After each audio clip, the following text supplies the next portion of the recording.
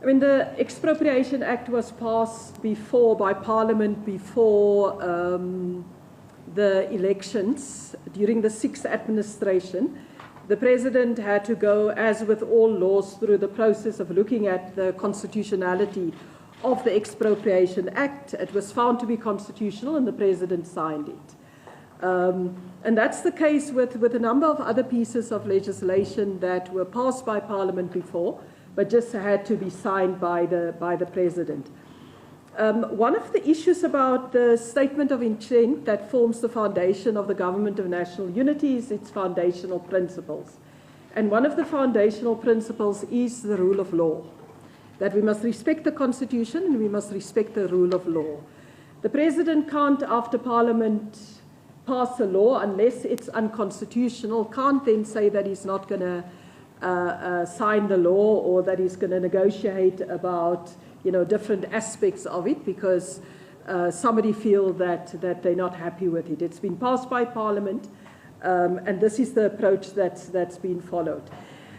Like with the Bella Act, there's a lot of disinformation that's going around the Expropriation Act, and I think that as the media, we should, together with government and political parties, educate people about what the Expropriation Act is about.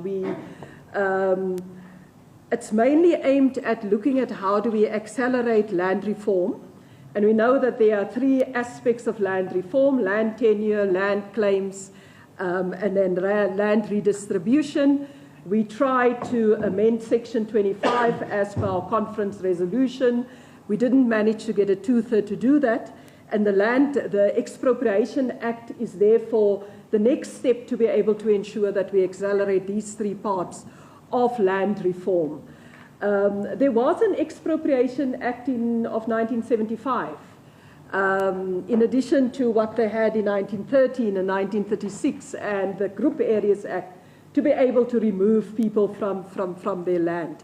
The Expropriation Act is to provide the legal framework of how government can ensure that it address issues of land tenure better, learning from the experience of the last 30 years, but also look at how do we free up land for housing, how do we free up land for agriculture, particularly small-scale agriculture, and in a real sense address the historical injustice which our Constitution enables us to do, and in fact see it as part of the foundation.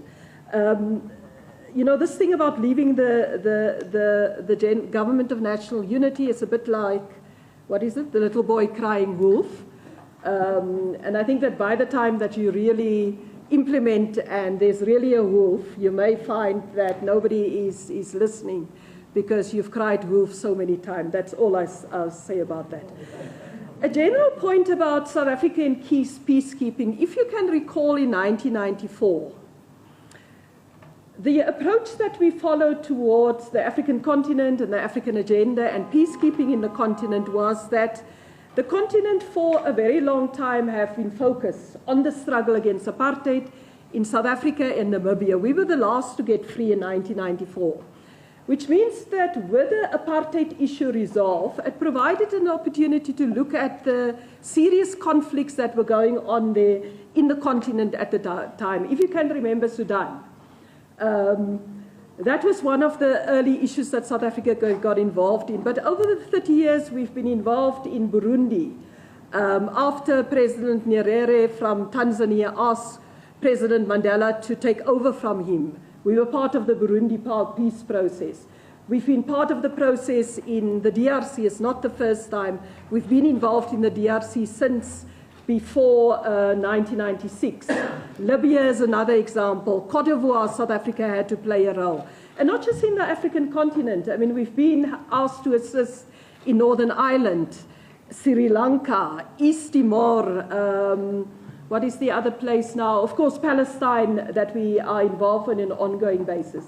So the role of South Africa in peace talks and peace missions is based on a document that this year we will be celebrating 70 years, where we said that there shall be peace and friendship. And that's what South African foreign policy is about, that where, as part of the international community of nations, we participate in peacekeeping missions. Secondly, we understand that South Africa can't isolate itself from the rest of the continent, because it expresses itself, if there's a problem in Mozambique, it expresses itself in migration to Mozambique from DRC and other parts of the continent. So there's a link, and your question about what it means for the 62 million South Africans, it means that we have to look at peace and security in a broader regional context in order to make sure that we have peace and security, and we can address the push factor that force people to leave their countries because of instabilities and problems.